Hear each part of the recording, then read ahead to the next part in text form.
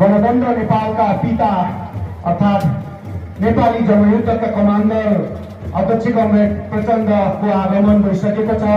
त्यसैले सबैजना उठेर गद्गदार तालीका साथ स्वागत गर्न म अनुरोध गर्न चाहन्छु। सम्पूर्ण जनसमुदायहरूलाई उठेर उहाँलाई तालीले स्वागत गरिदिनु हुन म हार्दिक अनुरोध गर्न चाहन्छु।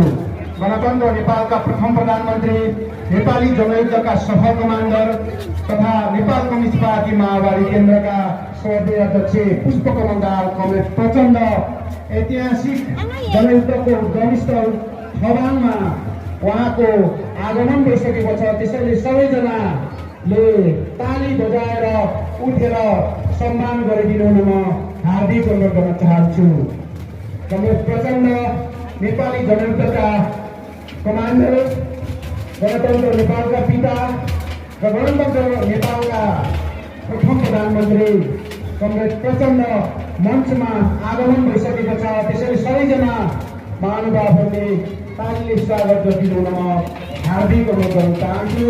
र यस्तै गरी पार्टीका वरिष्ठ उपाध्यक्ष नारायण काजी श्रेष्ठ, पार्टीका उपाध्यक्ष कमरेड अग्नि सापकोटा, पार्टीका उपाध्यक्ष कमरेड बमबहादुर साल, पार्टीका उपमहासचिव कमरेड वर्षमान पुन लगायतको सिङ्गो नेपाल कम्युनिस्ट पार्टी माओवादी केन्द्रको हेडक्वार्टर टिम यतिखेर मञ्च प्रवेश गर्दैछ।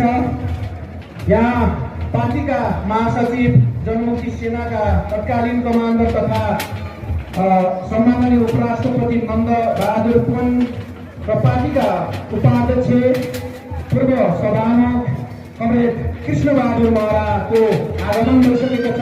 उहाँलाई रोल्पाको यस ऐतिहासिक जनयुद्धको उद्गमस्थल खवाङमा स्वागत भइसकेको छ।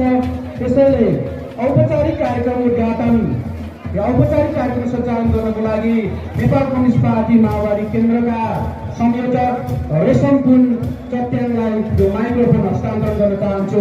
धन्यवाद।